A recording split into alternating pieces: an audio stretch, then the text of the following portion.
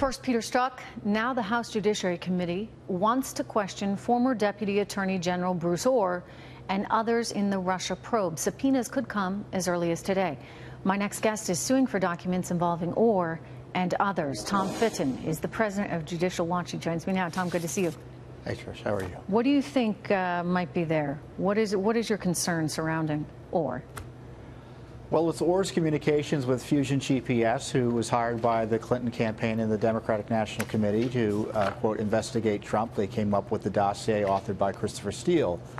Ohr's problem was he involved himself in that investigation, and his wife was hired by Fusion GPS, Nellie Ohr. So we've been asking for documents and having to sue repeatedly on these very issues.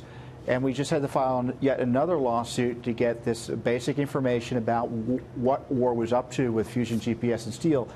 So you've got to include Peter Strzok, who had this anti-Trump agenda that included having an insurance policy and wanting to stop Trump. You have Bruce Ohr, whose wife worked at Fusion GPS, the Clinton campaign vendor.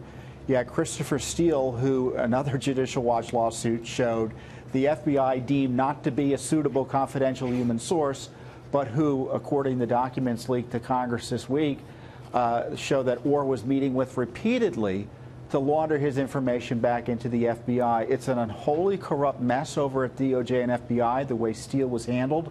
Ohr's at the center of it.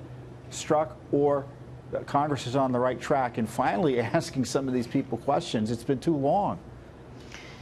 Yeah, it certainly seems pretty incestuous here. I mean, given the FBI, given Fusion GPS, and then you get over to this British spy who went and solicited information from his Russian contacts.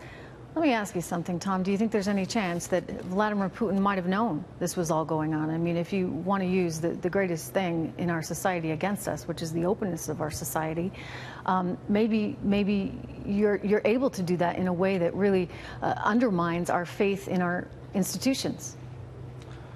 Well, it looks like Steele may have been using Russia-linked sources to drum up this salacious and unverified dossier targeting Trump. And why were the Russians trying to make Trump look bad? Were they trying to hold something over Trump in order to get him to do things?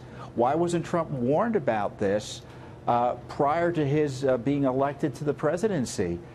You know, look at the way they treated President Trump with Dianne Feinstein. No, I mean, it's a really good comparison, right? They went and warned her, and they told her, hey, we think you may have a spy among your staff members, and she was able to deal with that, as opposed to in this situation. Then the government just starts spying on the campaign. So certainly not the same kind of treatment. Let me ask you this, Tom. What are you trying to get from the DOJ? The Clinton campaign was the vehicle for the Russians to intimidate Trump and to try to make Trump miserable. What are you trying to get from the DOJ? What specific documents are you looking for? We're looking for communications between Ohr, his wife, Fusion GPS, and Christopher Steele. And you've got to ask all different offices in the Justice Department, and just to get, essentially, if you're pursuing one topic, you sometimes have to file multiple Freedom of Information Act requests and lawsuits. And the problem with this Justice Department is you can't get any answers, you can't get any documents without a lawsuit. And we've had to file more lawsuits against this Justice Department, I think, than any previous Justice Department that we've had. I know you've been very busy filing away, so keep it up, because Americans need information. Thank you, Tom Fitton. Good to see you. You're welcome.